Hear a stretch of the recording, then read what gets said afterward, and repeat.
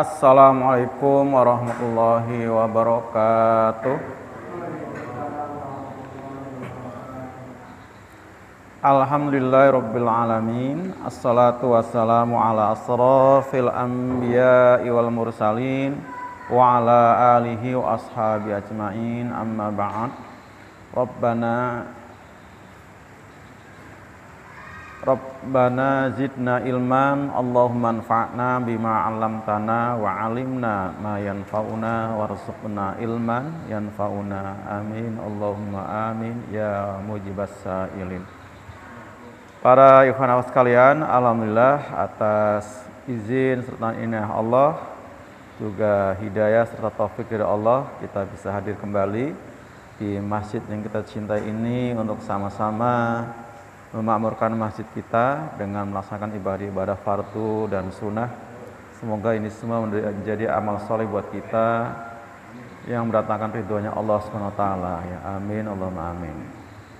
Para ikhwan rahimakumullah yang Allah rahmati, yang Allah cintai dan hormati, insyaallah pada kesempatan ini kita akan lanjutkan kajian kitab Riyadhus Shalihin, yang masih di babul wafa'i bil ahdi wa injazil wa'di, bab tentang memenuhi janji dan membuat perjanjian. Ya, ini sudah kita kaji ayat-ayatnya, baik surat Al-Isra 34, An-Nahl 91, Al-Maidah 1, juga As-Saff 2 dan 3. Sekarang gilirannya ke hadis yang nomor 2 ya, atau hadis ke 690 di total yang telah kita kaji. Sudah ketemu semua para ikhwan akhwat ya. Kita langsung saja ke hadisnya. Bismillahirrahmanirrahim. Wa an Abdullah bin Amr bin Al-As radhiyallahu anhuma. Jadi Abdullah bin Amr bin Al-As, semoga Allah meridhai keduanya. Jadi Abdullah, Amr bin As, dua-duanya sahabat Nabi ya, yang memiliki andil peran dalam mensyiarkan dan menyiarkan agama Islam ya, karena dua-duanya adalah pendakwah. Anna Rasulullah, bahwasanya Rasulullah sallallahu alaihi wasallam beliau bersabda, arbaun ya, ada empat perkara, 4 hal. Mangkunna fihi, siapa-siapa yang adalah mereka ada padanya, ya keempat-empatnya tadi, kana munafiqon kholison, adalah dia itu munafik yang kholison, yang tulen, munafik yang sebenar-benarnya ya. Kalau itu emas berapa karat Pak? 24 karat ya, apa 99 karat? Benar-benar munafik yang asli, yang tulen ini ya. Kalau 4 perkara tadi bersarang dalam diri seseorang. Nah kata Nabi ya, wa man kanat fihi khoslatun, dan barang siapa yang padanya hanya satu cabang saja, satu perkara saja ya, bukan 4-empatnya. Jadi fihi khoslatun minhunna ya. Jadi entah yang pertama, kedua, atau yang ketiga, atau mungkin juga yang keempat, ada pada pribadi seorang, kanat fihi khoslatun minal nifaq, adalah padanya termasuk orang yang terkena satu cabang nifaq ya, hatta yada'aha, sehingga dia meninggalkannya. Berarti artinya dia bertobat, berhenti untuk membuang, menanggalkan satu cabang tadi ya. Nah 4 itu pertama apa Pak? Idza tumina khona ya. Ini urutannya di hadis ini. Pertama, idza tumina khona, apabila dikasih amanat dia khianat. Jadi kalau dikasih amanat khianat. Wa idza haddasa kadzaba. Yang kedua, apabila dia berbicara kadzaba, dusta. Ini mirip dengan hadis yang pertama ya, cuman urutannya yang beda. Yang ketiga, wa idza ahada godaro. Kalau dia berjanji godaro, meninggalkan, artinya tidak menepati janji Ya, kalau udah disingkatkan wa idza wa'ada akhlafa. Kalau dia berjanji memperselisihi, ya. Kalau di sini wa idza ahada godaro. Ya, maknanya sama lah ya.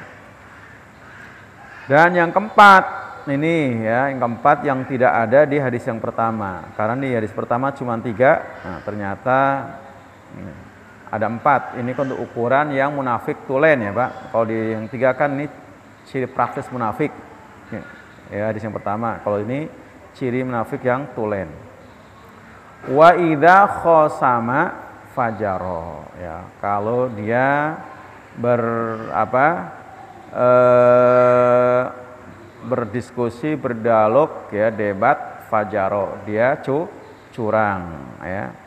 Curang. Maksudnya curang ini adalah dia mencari jalan untuk mematahkan lawan bicaranya dengan cara yang tidak benar ya, tidak benar. Ini baik dengan memfitnahnya, mencela dan sebagainya. Muttafaqun alaih, ini Bukhari Muslim ya, Bukhari Muslim. Jadi ini 4 perkara yang mestinya harus bersih ya, steril dalam setiap diri kita supaya kita tidak terindikasi terjangkiti penyakit nifak ya. Nah, apalagi naudzubillah sampai 4-4-nya. Satu pun jangan. Karena satu aja kalau ada yang bersarang yang hinggap di diri kita termasuk salah satu terkena cabang nifak atau munafik. Nah, tapi kalau 4-4-nya naudzubillah ya tadi ya, termasuk tertuduh ya, terlegalisir Pak sebagai orang yang apa tadi? Munafik tuh tulen munafikon kholison ya, munafik yang murni. Ya, kholison tadinya murni Pak. Kalau emas tadi 24 karat. Gitu. Jadi nah kaitannya dengan bab yang kita bahas, yaitu poin yang ketiga masih tadi ya. Poin yang ketiga, wa idza ahada godaro.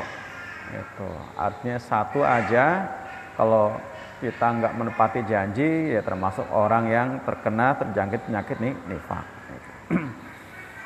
Nah, para ikhwan akhwat sekalian, ya, dengan hadis ini maksudnya bukan supaya kita mencari-cari orang-orang di sekitar kita sehingga akhirnya dipakai untuk menilai atau bahkan menghukumi ya, gara-gara orang-orang dekat kita ada salah satu atau 2, 3 atau 4 kemudian kita tuduh kamu munafik. Karena munafik ini penyakit yang ada di dalam hati, dalam dada. Jadi nggak perlu kita gunakan hadis ini untuk menghukumi orang lain, tapi mesti untuk menjadikan introspeksi, untuk mengukur diri sendiri. Jangan sampai kita terjangkiti penyakit nifak. Karena orang munafik itu naudzubillah nanti tempatnya neraka jahanam, naudzubillah min dzalik. Dan dia akan dalam kegelapan nanti Pak, kegelapan.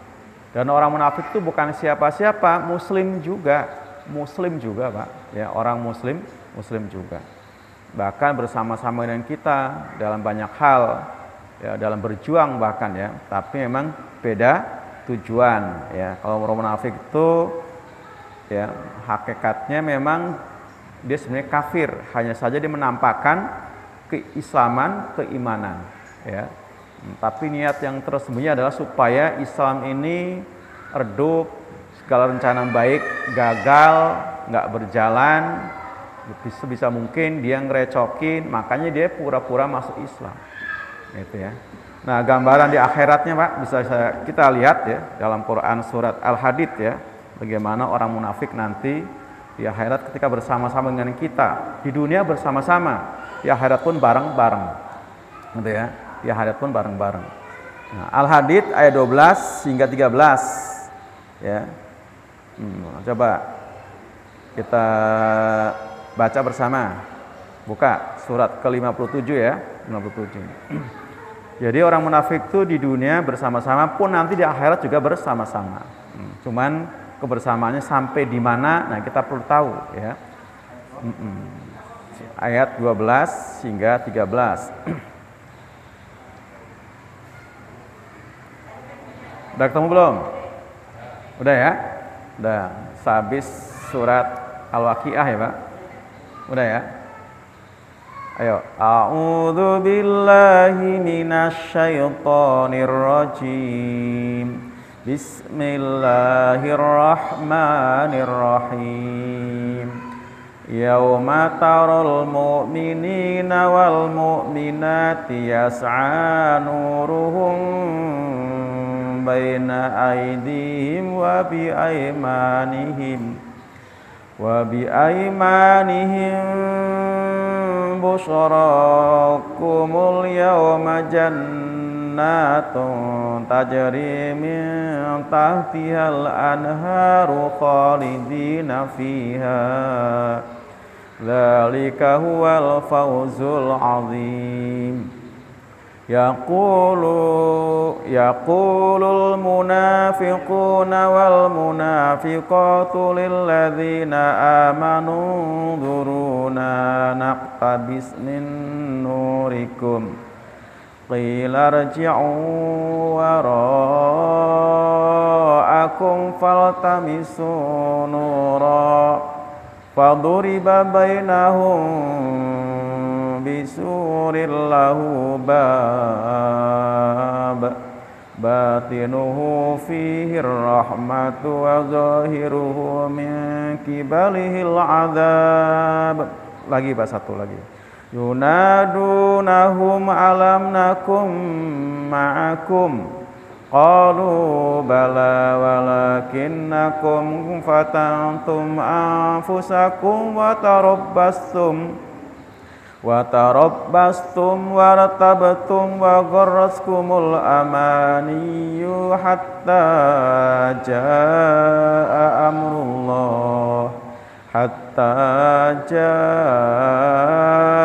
amrullahi wa gharrakum billahil gharur. Shadaqallah. Yauma tarul mu'minin, ya, pada hari nanti kamu akan lihat orang-orang mukmin laki-laki wal mukminat, orang-orang mukmin perempuan, yas'a nuruhum, ya, jalan bergegas dengan cahaya mereka. Baina aidihim wa bi aymanihim. Jadi kita tuh nanti Pak di hari kiamat akan berjalan di terang cahaya yang terang di depan kita dan sebelah kanan kita. Nah ini karena kita sekarang hidupnya dalam cahaya. Berpedoman dengan Quran. Quran ini cahaya, maka nanti akan menjadi penerang, ya, akan penerang ketika kita di mahsyar, ya, luar biasa. Busrakumul yauma, ya, dikasih kabar gembira buat kamu pada hari ini dengan apa? Jannatun tajri min tahtihal anhar. Dengan taman-taman surga yang mengalir dari bawahnya akan sungai-sungai, ya, aneka macam sungai nanti, ya, akan menjadi salah satu fasilitas, ya, orang ahli surga. Khalidina fiha, mereka kekal di dalamnya. Dzalika huwal fawzul azim, itulah keberuntungan, kemenangan yang sangat besar. Yauma yaqul munafikun, pada hari nanti akan berkata orang-orang munafik laki-laki, wal munafiqatu, dan orang-orang munafik perempuan. Lilladzina amanu. Nah, jadi orang-orang munafik laki-laki perempuan itu nanti bersama dengan orang-orang beriman, bareng-bareng seperti halnya sekarang di dunia.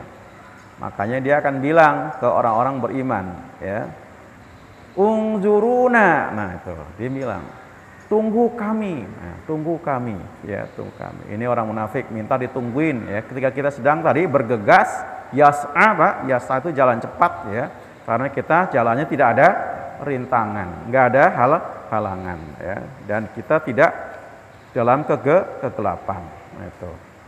Jadi jalan enak loh, dengan bergegas. Yas'a nuruhum baina aydihim wa bi aymanihim. Nah, orang munafik bilang, unzuruna, tunggu kami. Naqtabis min nurikum, kami akan mengambil cahaya dari kamu. Jadi akan nebeng, Pak, akan nebeng karena mereka dalam kegelapan. Karena juga disebutkan dalam ayat lain mereka itu buta, ya. Dalam surah Al-Isra kan, Pak, buta. Jadi gelap mereka itu, gelap. Seperti halnya yang mereka tempuh selagi di dunia ada jalan kegelapan. Naktabis min nurikum, kami akan mengambil sebagian pada cahaya kamu. Jadi ingin nebeng ya supaya nggak tersesat ya. Qila dikatakan ya, nanti tiba-tiba ada suara yang mengatakan irji'u, kembalilah kalian, suruh balik, nggak boleh ikut-ikut ya. Irji'u wara'akum, kembalilah kalian ke belakang kamu. Nah, jadi nanti mereka nggak bisa nebeng ya, karena diusir, suruh balik ke belakang. Faltamisu nuron, cari cahayamu sendiri. Nah, jadi nggak bisa nebeng-nebeng. Kalau di dunia Pak, orang masih bisa minta tolong seantara sesamanya, mau minta tolong apa saja, gitu ya. Bahkan kebanjiran bisa numpang di rumah kita, Pak. Loh ya kan? Bisa. Apalagi kalau cuman minta cahaya lampu, ya silakan. Nah, tapi nanti nggak bisa. Faltamisu nuro, cari cahayamu sendiri, ya. Jadi nggak ada istilah nebeng, ya. Ada. Nah, dalam situasi yang sangat mencekam, ya, pilu dan rasa cemas ya, karena dalam kesesatan, ya, karena kata faman kana fi hadhi a'ma fa huwa fil akhirati a'ma wa adallu sabila. Itu surat Al-Isra. Maka barang siapa di dunia ini buta mata hatinya, nanti dia akan buta mata kepalanya. Dia akan sesat jalan, ya, karena dalam kegelapan. Jadi nggak bisa menempuh. Jadi dia akan wa'adul sabila, akan nyasar. Yang mestinya kita kembalinya ke surga, dia akan ngungsep Pak ke neraka. Faduriba, maka dibuatlah ya bainahum, di antara mereka, bisurin, dengan sur, apa? Benteng, dinding, lahu, baginya, babun, pintu. Jadi ada batas ya antara kita dengan mereka. Jadi tiba-tiba glek aja ya, ada apa? Dinding yang batasi antara kita ya orang beriman tadi yang berjalan dengan cahaya yang terang depan dan sebelah kanannya. Nah, jadi sekarang sampai di sini Pak, orang munafik berpisah ya, berpisah. Karena dipisah oleh Allah. Nah, ketika benteng tadi terbentuk ya, membatasi antara kita dan mereka, batinuhu, di dalamnya, fihi rahmah. Nah, untuk yang dalam benteng orang beriman ada rahmat. Rahmat itu berarti apa? Surga. Atau secara bahasa artinya kebaikan. Wa zahiruhu, dan sebagian sebelahnya, punggungnya sebelah di luarnya, mingkibali, di arah kiblatnya, sebelahnya, arah sebelahnya, al-adab, adab. Jadi yang di luar tadi adalah adab.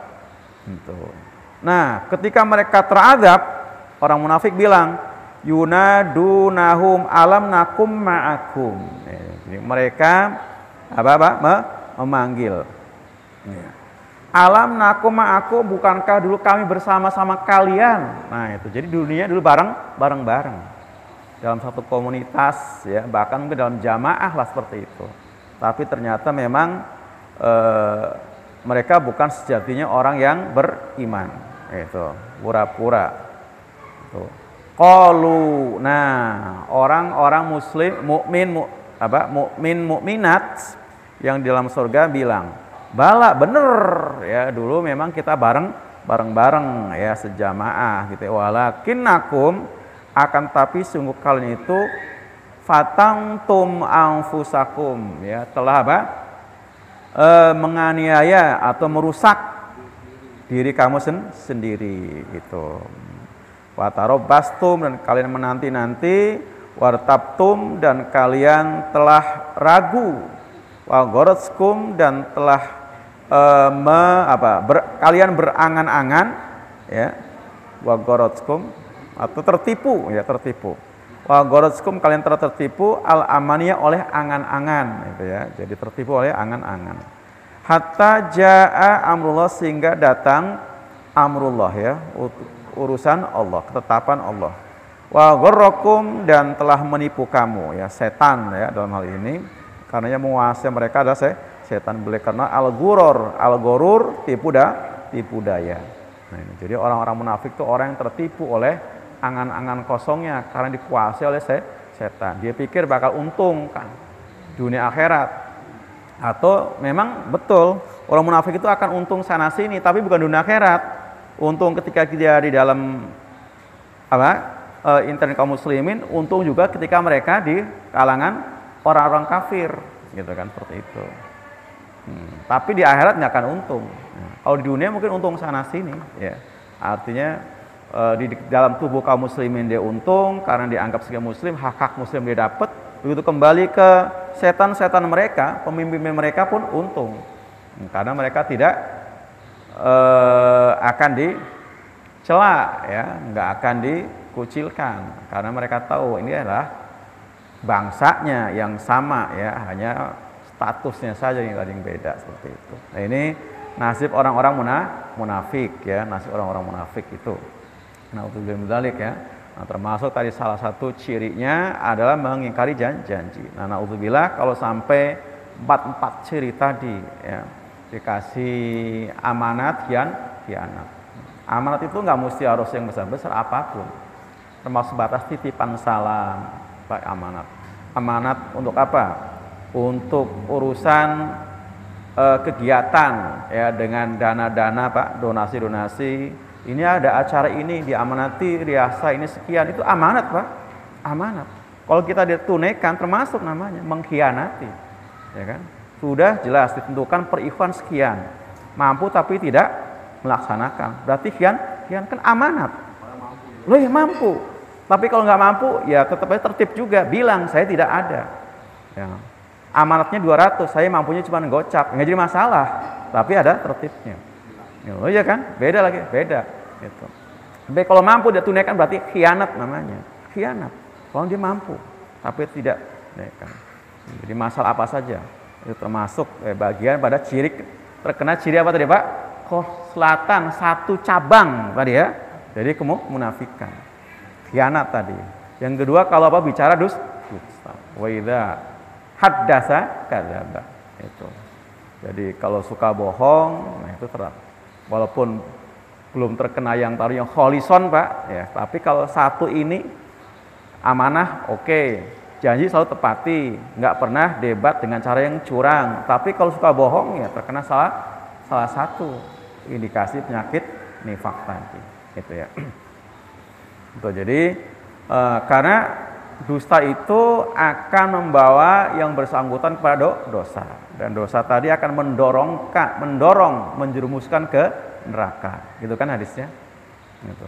Sebaliknya dengan jujur itu akan melahirkan pahala, dan pahala akan